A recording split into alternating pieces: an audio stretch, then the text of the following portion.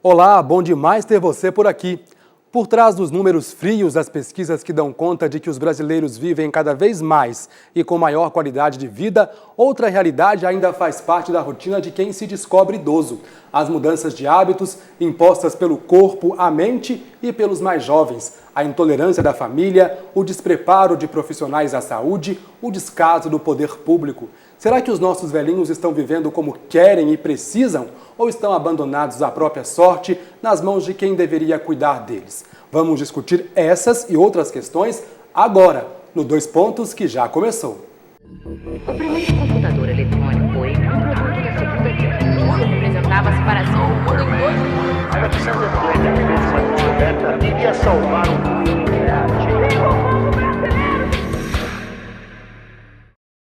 Para participar do programa de hoje, nós convidamos Priscila Ribeiro. Ela é doutora em saúde coletiva pela Universidade Estadual do Rio de Janeiro, mestre em gerontologia pela Unicamp, psicóloga formada pela Universidade Federal de Juiz de Fora. Este ano, Priscila ministra pelo Departamento de Psicologia da UFMG 2 disciplinas voltadas à atenção ao idoso. 2 pontos para ela. A família ou mesmo a sociedade entende que por conta da idade ele não tem mais condições de decidir, tem que se decidir por ele, quando na verdade ele não tem nada que impeça ele de tomar a decisão, de fazer as escolhas para a vida dele. Convidamos também Edgar Moraes, ele é mestre e doutor em infectologia e medicina tropical. Médico formado pela UFMG, é especialista em geriatria pela Sociedade Brasileira de Geriatria. Atualmente é professor da Faculdade de Medicina e coordena o Núcleo de Geriatria e Gerontologia da Universidade. É também coordenador do Centro de Referência ao Idoso do Hospital das Clínicas da UFMG. 2 pontos para ele. A maior violência contra o idoso é a iatrogenia, no caso nosso, da área de saúde. Que é o quê? Profissionais não qualificados atendendo idosos. E atendendo idosos usando o mesmo paradigma de saúde de adulto, de jovem. Bom, nós convidamos e como você já pôde ver, eles já estão aqui com a gente, aceitaram o convite. Muito obrigado pela presença aqui no nosso programa no 2 Pontos. Bom, a gente começa falando agora sobre a frase que a gente sempre abre o programa com ela, e eu escolhi uma do filósofo Confúcio, que diz o seguinte, é mais ou menos uma pergunta, né, que ele se propõe que as pessoas façam. Qual seria a sua idade se você não soubesse quantos anos você tem? Bom, certamente há jovens que se sentem velhos e velhos que se sentem jovens. Qual que é a importância das pessoas se questionarem sobre isso? Afinal de contas, muita gente associa a velhice a uma determinada idade. Como é que é isso? É comum as pessoas acharem que a idade está na cabeça, né? Então, se manter jovem, né, com atividades de jovem, para não se sentir velhas. É importante manter-se ativo, sim, né? Isso é saudável, mas também perceber a idade que tem acompanhando o que é bom para cada fase da vida. Então, se você se adaptar ao envelhecimento, né, de forma a gostar também do que a vida traz de novo em cada faixa etária, é importante para uma adaptação e você se sentir melhor com você mesmo. Tem gente que chega no seu consultório, doutor, e fala disso, assim, dessa questão de se sentir velho, mas na verdade nem é tão velho assim, ou ao contrário? A grande preocupação que a gente tem com essa terminologia é evitar o preconceito que tem por trás da palavra velho. Quer dizer, o que é velho? Né? Quer dizer, as pessoas traduzem o velho como uma coisa ruim e o jovem como uma coisa boa. Então, é muito comum a pessoa falar, não, eu sou um idoso, mas me sinto um jovem. Como se um velho não pudesse se sentir bem. Então, eu tenho muita preocupação com esses estigmas, né, com os preconceitos que tem por trás da velhice. A velhice traz conquistas inigualáveis, que jamais o jovem vai conseguir, porque são conquistas que dependem da passagem do tempo. Basicamente, que conquista é essa? A compreensão do sentido da vida. Eu só vou ter essa compreensão na sua plenitude na velhice. Agora, obviamente, que o corpo passa por mudanças. E essas mudanças se refletem no cotidiano. Eu costumo dizer que o idoso, do ponto de vista biológico, orgânico, o que a gente perde com a velhice, com o envelhecimento, é o supérfluo. É o que você não precisa para entender o sentido da vida. Então, assim, eu quero ser um velho e me sentir um velho, porque eu sou um velho. Não há problema nenhum nessa terminologia. Velho. Velho não é ruim, não é coisa ruim. Assim como jovem não é coisa boa, não é sinônimo de coisa boa. Então, o velho, o idoso, ele tem que ter clareza dos limites físicos que a idade traz. Mas tem que ter clareza também da falta de limites do ponto de vista da sabedoria que ele conquistou graças à passagem do tempo. Ou seja, diferente a questão do corpo e da mente. Algumas pessoas acabam associando isso, mas é errado então associar. A ideia é essa. Por quê? Porque realmente o corpo ele é importante no ciclo da vida. Na criança você se desenvolve, tem vamos dizer assim, um clímax, uma evolução mais rápida na adolescência e atinge o máximo na vida adulta. Quer dizer, o máximo da nossa plenitude física é aos 20, 30 anos. É só você ver um esportista de esporte de alto impacto. Esse é o pico máximo da parte física. E a gente atinge o pico máximo da sabedoria, o pico máximo assim, né? Quer dizer, aquilo que a gente precisa aos 60. Então, às vezes, se a pessoa chegar aos 60 sem saber o sentido da vida, ela vai se comportar como um de 15, como um de 10. E aí a velhice se torna a pior fase da vida. Porque ela não entendeu, né, o sentido da vida. Ela passou pela vida e não sabe para que ela está aqui. Então ela acha que os valores que eram os valores da adolescência e da vida adulta continuam os mesmos. A beleza física, o dinheiro, o material. Aí realmente a velhice vai trazer algumas dificuldades para essa pessoa. Mas o problema não é a velhice. O problema é a pessoa que aumentou a sua idade cronológica, mas ficou, vamos dizer assim, estagnada numa idade psíquica, digamos assim, né? Lá atrás. Quer dizer, o comportamento dessa pessoa é de uma criança, só que ela tem 80 anos. Ele não consegue viver o momento que ele deveria estar vivendo. Né? Ele não consegue aproveitar os ganhos daquele momento da vida dele. E só percebe as perdas decorrentes da passagem do tempo ou das mudanças decorrentes da passagem do tempo. Aí são muitas dimensões. Na dimensão física você pode ter mudanças, né?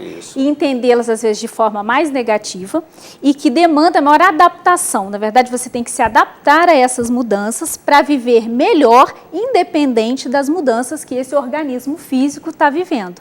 E é aí que essa dimensão emocional, né, intelectual, cognitiva, pode ter ganhos que em outras fases da vida não é possível. E como trabalhar isso com o idoso, assim? Aquele que às vezes perde a noção do tempo, ou então perdeu alguma coisa, como recuperar? É tudo irreversível? Pois é isso que é uma questão que a Priscila coloca muito bem. A sabedoria, esse ganho que a gente vai ter com a passagem do tempo, não é um ganho natural, não é um ganho espontâneo. Quer dizer, a mudança física, eu costumo dizer, se a pessoa dormir 30 anos, ela vai acordar 30 anos mais velha. Agora, ela não vai acordar 30 anos mais madura. Por quê? Essa mudança pessoal, esse entendimento do sentido da vida é uma conquista, dia após dia. Você tem que sentir hoje melhor do que você se sentia ontem do ponto de vista do enfrentamento dos problemas do cotidiano. Tá? Agora, as pessoas não se dão a esse esforço. Elas são muito mais preocupadas com outros valores do que estes. Então, isso não vai vir naturalmente. Agora, as mudanças corporais, elas vão vir. Então, o que acontece? E muito dessas mudanças corporais não são normais da idade. Isso é o problema também. Muitas vezes, isso que as pessoas dizem que é normal da idade, por exemplo, o esquecimento, né? A caduquice, vamos dizer assim. Alguns ainda hoje dizem que isso é normal da idade. Jamais isso é normal da idade. E isso pode ser mais frequente no idoso. Assim como limitações físicas maiores podem ser mais frequentes no idoso, mas não são normais. Então, a diferenciação entre o normal e o anormal tem que estar muito claro, que é a diferenciação entre a saúde e a doença. Então, o normal de uma pessoa aos 80 anos é fazer tudo que ela se dispõe a fazer. Isso que é o normal. Eu vou recuperar uma frase aqui do Terêncio, um dramaturgo e poeta romano, que viveu 159 a.C. Ele diz que a velhice é uma doença. E tem gente que depois de tanto tempo ainda associa isso, né? A velhice é uma doença. Importante, então, desassociar isso. Porque está ligado a essa ideia de perdas. Só consegue visualizar aquilo que se modifica no corpo como uma perda. E aí a associação óbvia a fazer aí, imaginar isso como uma doença. Se eu perdi a minha capacidade, né, de pensar tão rápido, de memorizar tão rápido, parece que isso é uma doença. Na verdade, são mudanças que às vezes são normativas, são naturais, e o que você faz é se adaptar a elas. Se você precisa de mais tempo para processar as informações, de mais tempo no caixa rápido, porque não consegue, né, visualizar ou fazer aquela operação tão rápida, você vai utilizar mais tempo e não entender que por causa disso existe uma doença. E é quando se olha para essas mudanças como um fator patológico é que vem a ideia de que velhice é só doença, né? Quando não é, há mudanças, mas isso não quer dizer patologia. Isso que a Priscila coloca é uma lentificação. O máximo que o envelhecimento normal traz para o indivíduo é uma lentificação tanto dos processos cognitivos quanto dos processos motores, digamos assim. Então o idoso é mais lento para andar, é mais lento para pensar, mas ele faz tão bem ou melhor do que um jovem. É só uma questão do tempo. Mas o tempo é uma criação nossa, né? Quer dizer, o tempo para um adolescente é diferente do tempo para um adulto de um tempo para um jovem. Então, lentificação é o quê? Lentificação é um problema quando eu comparo com um jovem. Mas, então, tudo é uma questão de parâmetro. Então, a doença, o problema é se achar que a caduquice, quer dizer, essa lentificação que a gente fala, vamos dizer assim, dos processos cognitivos, não é a doença de Alzheimer. Isso é o normal. Ele é mais lento, mas ele consegue fazer tudo que ele se propõe a fazer. Ou seja, ele tem a autonomia.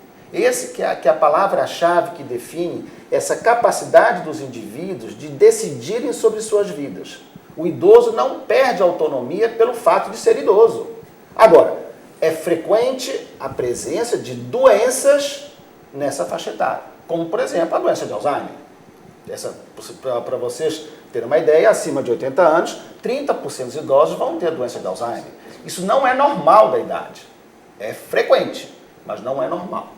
E se eu não faço essa diferenciação, o que vai acontecer? Eu não vou oferecer para esse idoso doente o tratamento para a sua doença, porque isso é normal. Então, essa diferença hoje, Pablo, é o grande problema que nós temos hoje no sistema de saúde. Por quê? Porque aquilo que é doença é considerado normal da idade.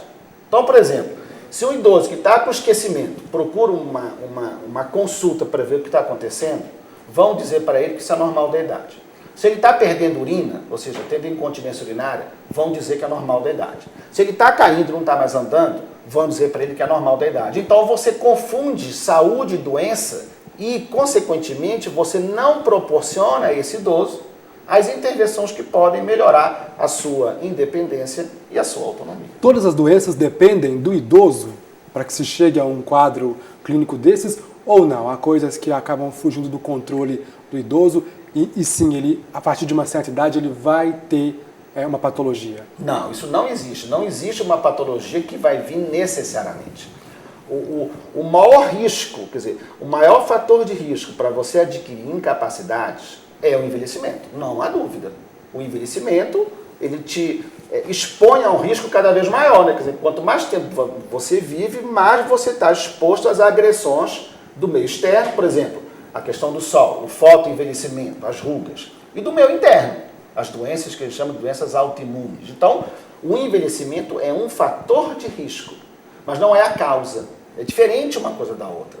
Quando você fala que é fator de risco, quer dizer o quê? Que a pessoa mais velha tem um risco maior do que um jovem de ter, por exemplo, a doença de Alzheimer, a osteoartrose, determinadas doenças que são mais frequentes no idoso. Mas não é a velhice que causa. Então, a velhice não causa nenhuma doença. Então, velhice não pode ser confundida com doença. São coisas diferentes. Agora, o risco é maior. Agora, como que eu faço para evitar que isso ocorra? Desde a minha vida intrauterina. Eu não previno as doenças mais frequentes na velhice Na velhice. Eu começo lá atrás, lá na vida intrauterina, numa gravidez bem conduzida, na infância, na adolescência, ou seja, a velhice é consequência de uma vida, não é causa. Isso tem que ficar muito claro. Nesse sentido, alguns comportamentos a pessoa pode adotar para ter uma velhice mais saudável, né? Ao longo da sua vida, ela pode adotar comportamentos mais saudáveis, uma alimentação mais saudável, um estilo de vida que vai fazer com que ela previna aspectos ambientais ou genéticos que desencadeariam doenças mais tarde na vida. E isso, individualmente, cada um pode fazer para poder melhorar, né, a sua saúde mais tarde.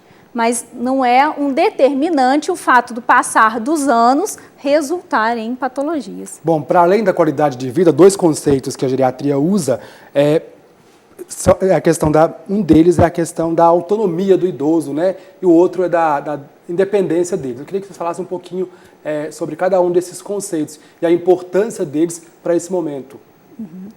A autonomia e independência, né, como o doutor Edgar já comentou, é normativo. O idoso vai conseguir manter essa autonomia e independência, né? Em condições normais, saudáveis, ele não vai perder isso.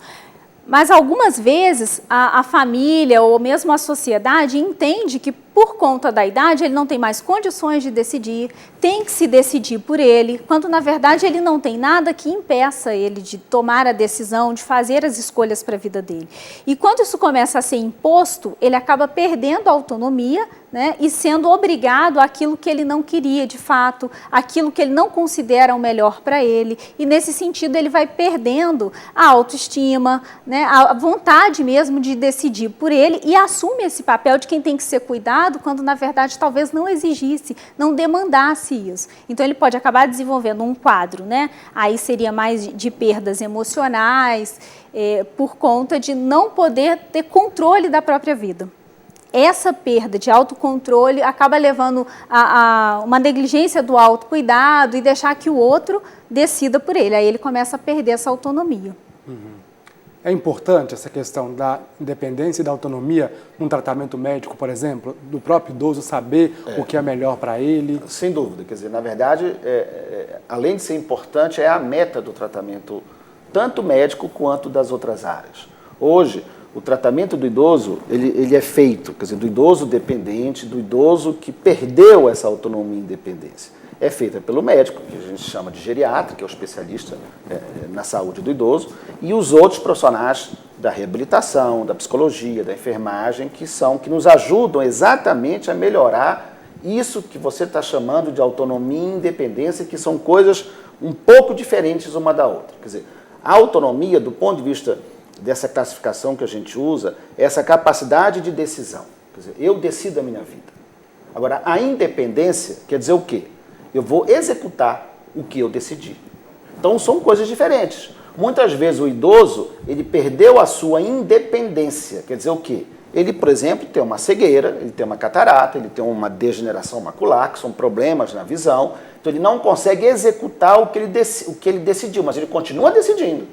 Então, por isso são coisas diferentes. A autonomia depende mais dos processamentos cognitivos e do humor. A motivação é fundamental. Então, uma pessoa deprimida, ela vai perder a sua autonomia, ela não vai querer decidir mais nada, ela tá deprimida. E uma pessoa que perdeu a sua mobilidade, né, a questão de um problema de membro inferior, ou de um problema em membro superior, ou um problema nos órgãos dos sentidos, ele pode perder a sua independência, que é essa capacidade de executar o que ele decidiu. Então, o nosso objetivo é fazer com que ele recupere a sua autonomia e a sua independência, para que ele possa gerir a própria vida sem precisar de ajuda de terceiros, que é o conceito de dependência, que é o que assusta todo mundo, né? É muito interessante esse aspecto, né, Priscila? Quer dizer, as pessoas têm muito medo da velhice, não é pela morte, né? É pela dependência. Pela dependência. Mas isso que eu sempre não me canso de repetir. A dependência é um problema de saúde. A dependência não é normal. Se você tem uma avó, uma mãe, uma bisavó, uma tataravó, que fazia o almoço todo dia e hoje não faz mais, Isso não é normal. Ela pode ter 150 anos. Não é normal. Ela tem algum problema de saúde. E por que se fala tanto da questão da qualidade de vida e não se fala tanto quanto desses dois conceitos, dessa independência e dessa autonomia? Por quê? De quem que é a culpa? Não, o problema é exatamente esse, é conceitual. O que é qualidade de vida? Qualidade de vida é um dos construtos mais abstratos que a gente conhece. Por isso que a gente traduz qualidade de vida no idoso, quer dizer, qualidade de vida no idoso é o quê? É autonomia e independência. É isso que é qualidade de vida no idoso. Até para você poder concretizar esses conceitos no cotidiano. Olha, aquele idoso que decide a sua vida e faz tudo aquilo por conta própria, ele tem qualidade de vida. Ele está bem, ele está saudável. Ele perde a independência. Mesmo que ele tenha hipertensão, diabetes, etc. Se ele perde a autonomia e a independência, ele perde em qualidade de vida. Mas a qualidade de vida virou um termo um pouco genérico, né? Utilizado para falar de forma mais ampla. Queria discutir depois o papel de cada um dos atores, tanto os familiares quanto os médicos, enfim. É o próprio idoso também nessa questão dos dois conceitos. É daqui a pouquinho, logo depois do intervalo. A gente volta já já.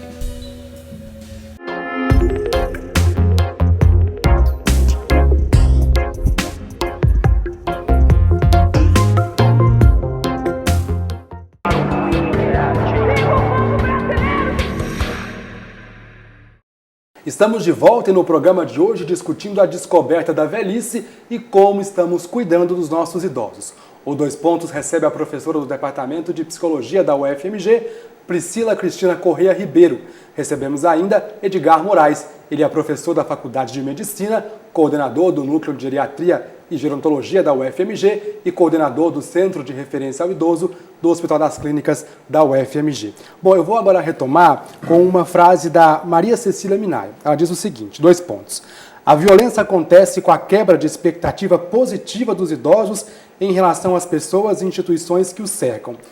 Quando os familiares, os médicos, as pessoas que rodeiam os idosos não respeitam esses dois conceitos que a gente estava conversando no último bloco, da questão da autonomia e da independência, é uma violência contra o idoso? Sim, eu acho que é uma forma de negligência às vezes, né?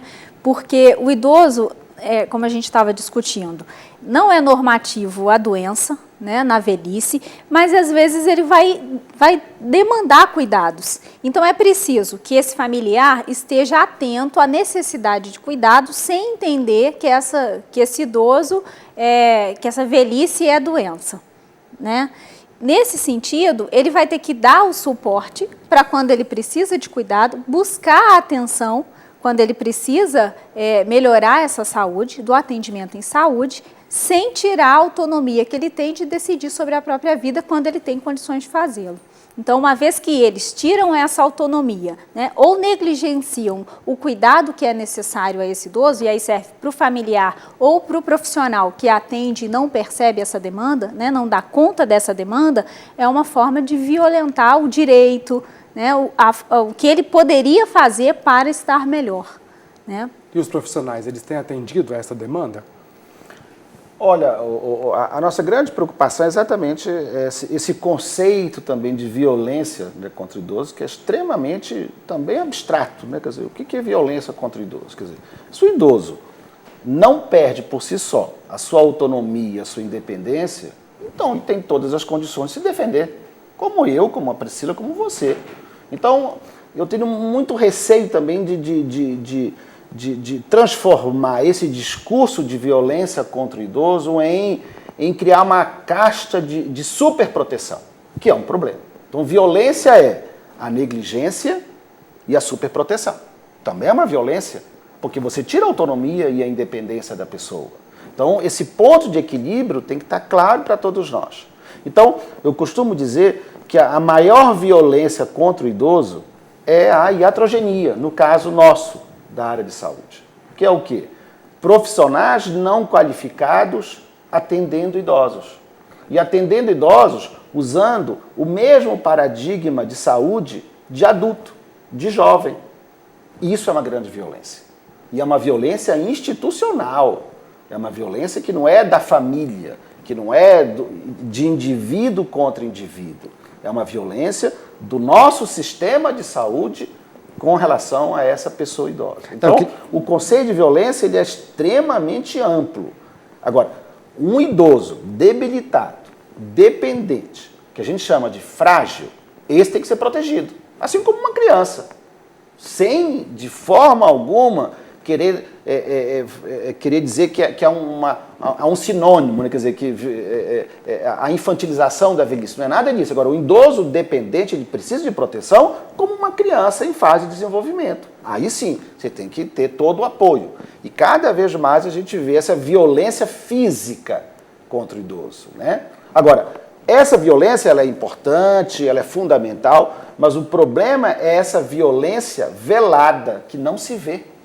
Da própria família, negligenciando e não dando as condições necessárias para que esse idoso possa ter uma vida melhor, retirando desse idoso as conquistas desse idoso, usurpando desse idoso o salário, a aposentadoria e etc. E a violência do sistema de saúde, que é a área que a gente tem uma interface direta. Essa realmente é extremamente preocupante.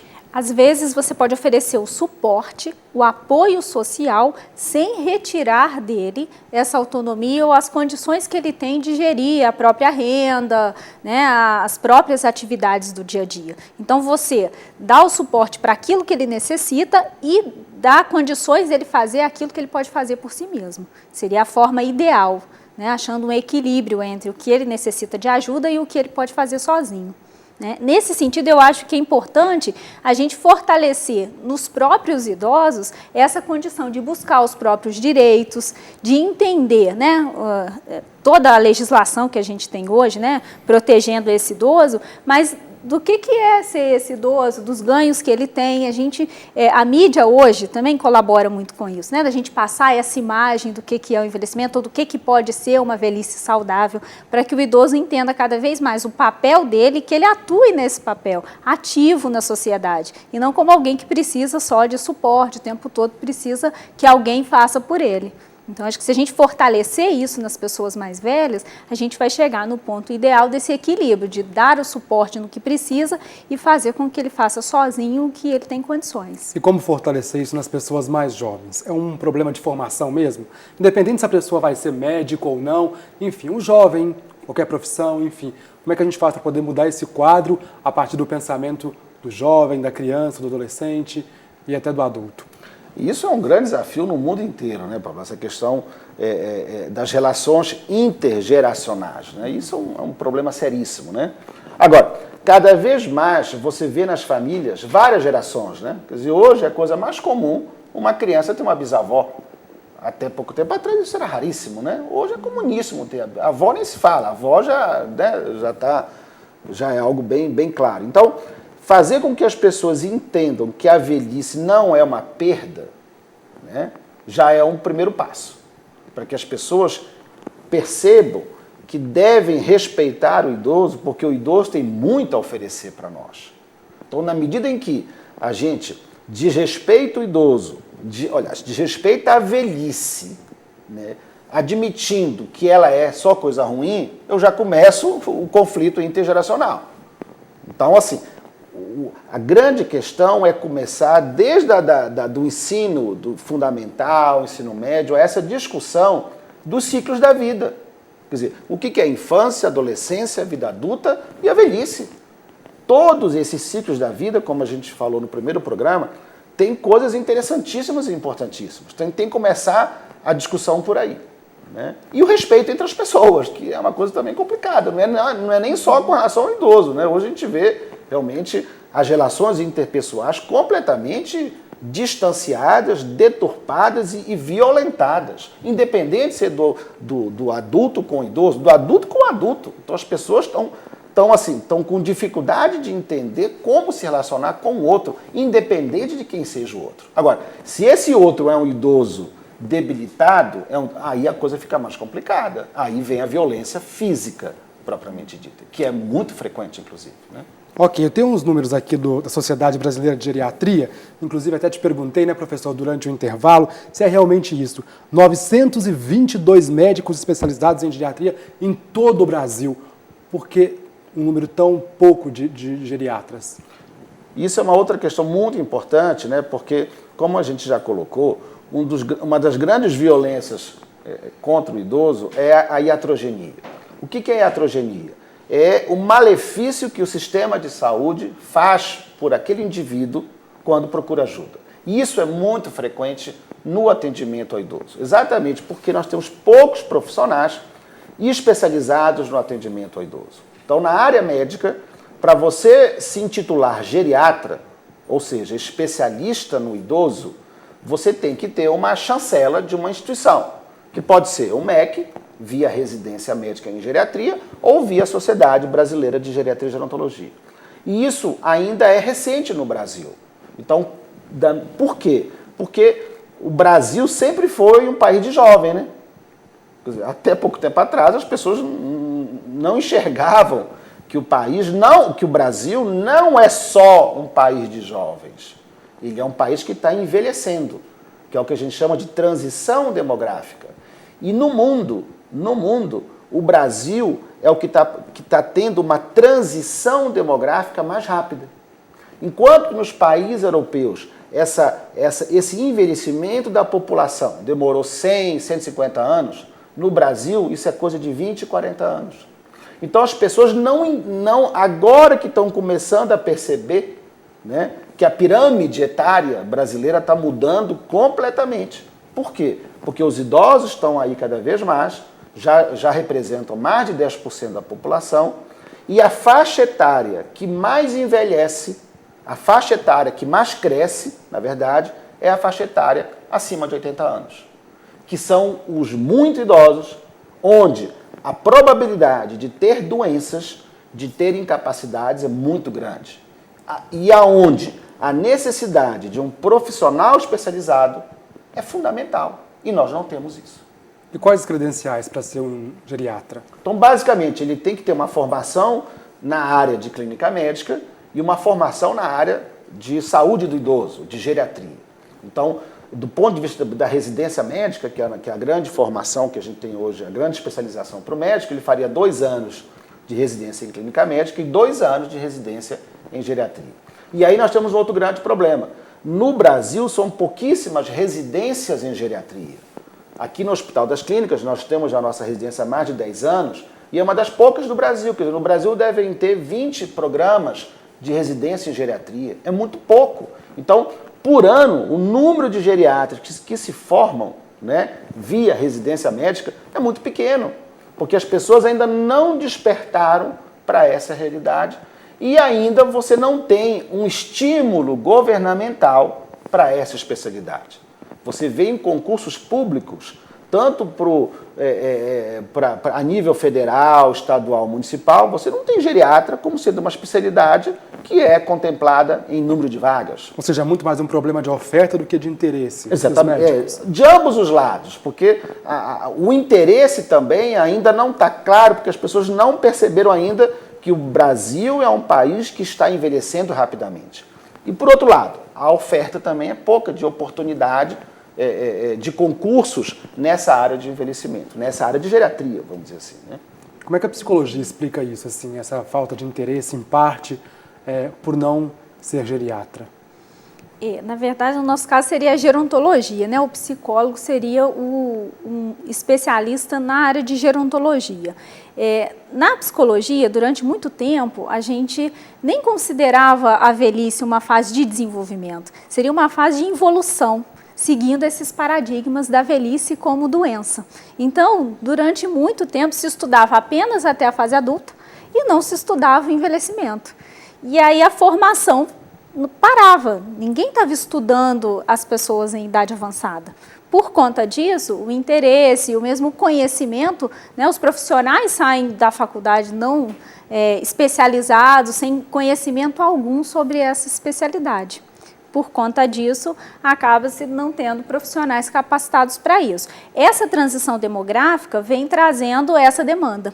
O que a gente tem hoje, tanto no setor, né, de educação, como nas políticas públicas em saúde, é se adaptar a essa realidade. O que acontece hoje é que o número de pessoas idosas aumenta, né, muito rápido e as políticas públicas não acompanham essa velocidade, essa mudança no contexto da população. Nós criamos estatutos, a Política Nacional do Idoso, mas ainda não se implantou.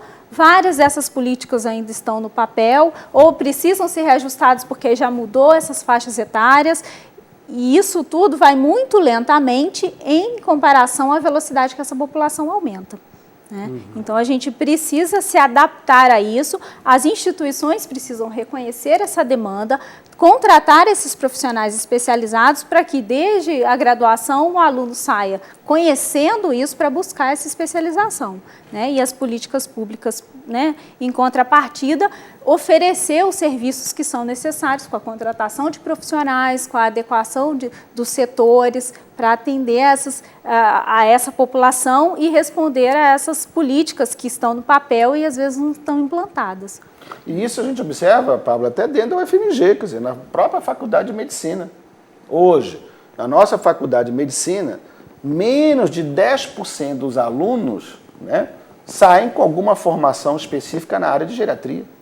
Não é uma disciplina obrigatória.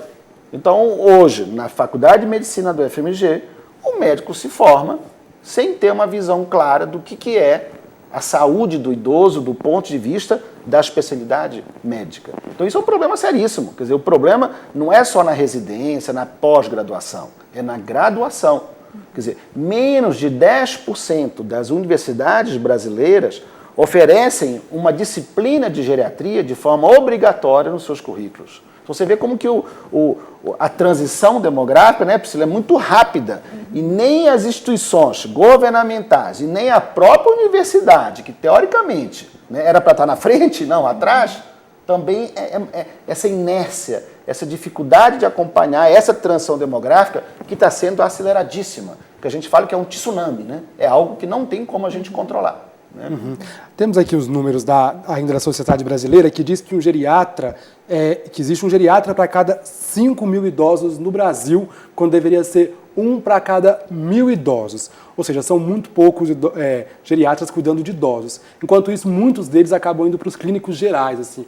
Qual que é o problema disso? É isso que a gente colocou, né? A iatrogenia.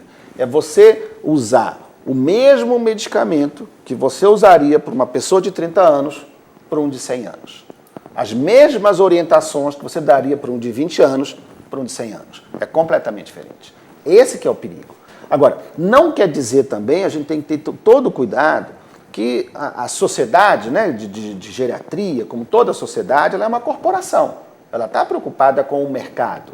Então, a gente defende a ideia de que a pessoa tem que ter uma formação na área de geriatria. Ela tem que saber o que é o idoso e como tratá-lo. Não precisa ser necessariamente especialista.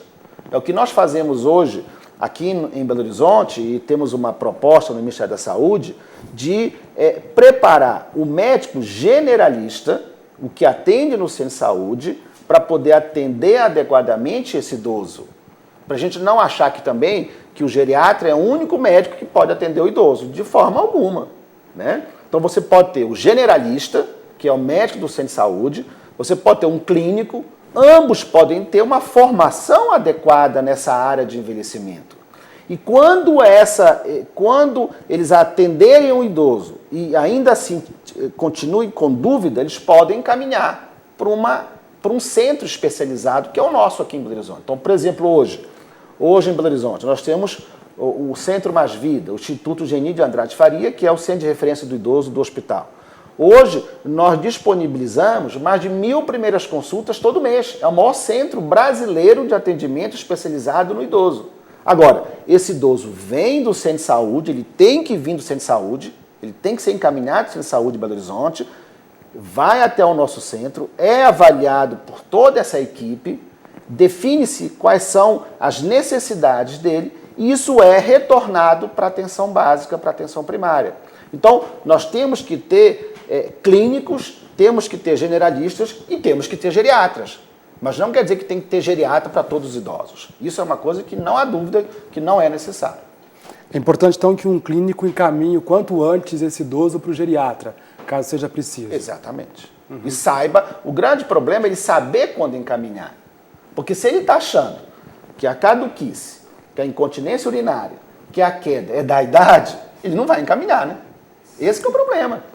Por isso que nós estamos lançando nesse ano a nova caderneta de saúde da pessoa idosa. Então, nós fomos convocados, vamos dizer assim, pelo Ministério da Saúde para fazer a caderneta de saúde do idoso, que é exatamente para mostrar para o idoso e para o sistema de saúde quando que é necessário que ele seja encaminhado. E todo idoso brasileiro, isso nós estamos hoje com uma população por volta de 23 milhões de idosos, vão ter essa caderneta. Todos vão ter. Por quê? Porque na caderneta eu vou ter dados que vão mostrar claramente, né, se esse idoso precisa ou não de um atendimento diferenciado. Porque não é todo idoso, como eu falei, porque senão não há sistema de saúde que dê conta, porque é muito. Agora, tem aqueles que precisam. Então eu tenho que priorizar quem é o idoso que precisa de um atendimento diferenciado.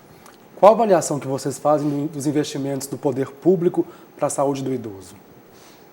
Hoje ainda é insuficiente para a demanda, né? O que a gente está dizendo, o envelhecimento populacional está acelerado no país e essas políticas públicas têm uma implantação muito lenta para a demanda que existe hoje.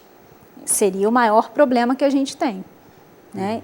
As políticas, muitas vezes, elas estão traçadas, existem as leis, existe aquilo que poderia melhorar essa realidade, só que ela ainda não funciona na forma ou na quantidade que deveria funcionar para atender o que a gente tem hoje. E nos últimos anos, vocês têm visto alguma mudança nisso, assim, do que era antes e agora? Ou não, continua a mesma coisa? Não, eu acho que não há dúvida que está havendo uma melhora expressiva, quer dizer, mas não é ainda o ideal. Mas assim, exatamente porque é um fenômeno recente, né, os nossos gestores, quando foram formados, né, eles não tinham essa visão. Então essa visão está sendo implantada na cabeça deles mais recentemente. Então hoje, a gente que tem uma interface muito próxima do Ministério da Saúde na área de atenção ao idoso, a gente vê um esforço imenso realmente de se transformar as legislações que nós temos, que são das mais modernas do mundo, em ações concretas. Quer dizer, hoje no Brasil, nós não precisamos mais muito de legislação. Temos o Estatuto do Idoso, a Política Nacional de Saúde do Idoso, enfim, várias legislações. Só que transformá-las em ações concretas exige investimento. E aí que é o problema. Por quê? O paradigma da saúde hoje é o paradigma da doença, é o paradigma do jovem, né, do adulto. É o paradigma de que para melhorar o sistema de saúde tem que ter pronto-socorro, tem que ter CTI. Tem, mas não basta. Eu tenho que ter bons centros de saúde para poder evitar que as pessoas precisem de pronto atendimento, de pronto-socorro, de CTI. Então esse que é o problema. O modelo hoje do sistema de saúde é um modelo baseado em doenças agudas e não nas doenças crônicas, que é a doença do nosso idoso. Esse que é o problema. Então o problema não é do idoso, quer dizer, não é a questão da geriatria, do idoso, é do modelo. O modelo tem que mudar. E nós estamos vendo o Ministério da Saúde realmente fazendo essa mudança. Mas essa mudança é lenta. Mas eu não tenho dúvida que nos últimos 10 anos isso está se tornando uma prioridade. Em Minas Gerais, nós não podemos deixar de reconhecer que essa prioridade já foi definida há 5 anos atrás, quando se criou um programa que se chama Programa Mais Vida, que é um programa estruturante no governo estadual. Nós hoje somos um Centro Mais Vida, que é o quê? Um centro especializado no atendimento ao idoso, via CN Saúde, que é sustentado pela Secretaria Estadual de Saúde. Então, hoje nós temos uma parceria do Hospital das Clínicas com o Estado, para que a gente possa ter uma equipe como a gente tem e possamos ter um atendimento hoje que é considerado único no Brasil, graças a essa parceria do governo do Estado, né? E o município também de Belo Horizonte tem várias ações, vários programas voltados para o idoso. Mas assim, como a gente já falou, como é um tsunami, né, esse envelhecimento populacional, por mais que você faça, sempre vai faltar muito ainda. Então nós temos que aumentar a velocidade dessas mudanças. Dentro desse Centro Mais Vida, é importante dizer da equipe multidisciplinar que existe. Isso, né? Como é que funciona essa equipe? Qual que é a importância disso? Assim, de não haver então, só o geriatra, mas também o psicólogo? Todo mundo. Então esse programa é um programa realmente modelo. Hoje é o único estado brasileiro que tem um programa nessa dimensão. A ideia é que tenha, em cada macro-região de Minas Gerais, tenha um Centro Mais Vida. Então nós temos hoje aqui, em Juiz de Fora e Montes Claros. Mas a ideia é que as outras 13 macro-regiões tenham Centros Mais Vida. Então esse idoso, ele tem que ser encaminhado do centro de saúde, ele vai até o Centro Mais Vida e é submetido a uma avaliação especializada pelo médico geriatra, psicólogo, fisioterapeuta, terapeuta ocupacional, fono, nutricionista, farmácia, enfermagem, enfim. Ele faz no nosso centro a densitometria óssea para ver a osteoporose na hora, faz todos os exames praticamente na hora e recebe o que a gente chama de plano de cuidados, que é o quê? Que são todas as intervenções que são necessárias para poder ele se manter saudável ou recuperar a saúde, a autonomia e independência que ele perdeu. Então, esse programa é um programa extremamente exitoso e nesses 3 anos que nós temos esse programa aqui em Belo Horizonte, esse de Belo Horizonte, nós atendemos em torno de 20 mil idosos. Isso é um número extraordinário. Ou seja, precisa então desse acompanhamento do psicólogo, por exemplo, né, que é a sua área. Assim, queria que você falasse um pouco sobre isso. Porque muitas das vezes não é a questão da dor física, mas é todo o quadro, é todo um contexto, né, professora? É esse ajuste, essa adaptação a essa fase da vida que às vezes vai determinar o envelhecimento saudável. O idoso aderir, né, a hábitos saudáveis, ele adotar e manter a sua vida ativa e vai depender dele. Quando depende somente dele, muito menos das condições físicas que ele está vivendo, é importante esse acompanhamento psicológico, né? E é importante identificar se ele tem essa demanda, o que pode ser feito por outros profissionais de saúde e encaminhar para esse profissional especializado. Como eu disse antes, a gente ainda não tem a formação de todos os profissionais voltadas também para as pessoas mais velhas. Então, às vezes, o profissional sai graduado, mas ainda não entende que ele pode atender, ou como ele pode atender essa faixa etária, né? Assim que a gente conseguir formar melhor esses profissionais, a gente vai ter uma atuação, mas a gente está crescendo nisso, né? Hoje, eu estou entrando para a UFMG, específica na área de gerontologia, né? Uma novidade ainda em termos de formação. A gente ainda não tem um profissional da psicologia específico para o idoso em todas as faculdades do país, né? A gente tem que chegar nesse ponto. É quando a gente chegar no ponto que a gente identificou que essa faixa etária precisa da mesma atenção que outras faixas etárias, a gente vai dar conta dessa demanda. Ok, eu agradeço demais a presença de vocês aqui. Importante que a gente fale dessa autonomia e dessa independência, e que não só a gente, mas também outras mídias também possam falar, para não ficar só no discurso raso da qualidade de vida, né? Muito obrigado mais uma vez, tá, pela presença de vocês aqui. Bom, a gente fica por aqui. O programa de hoje termina. A gente volta a se encontrar na semana que vem. Entre em contato com a gente pelo e-mail tvufmg@gmail.com. Grande abraço e até a próxima.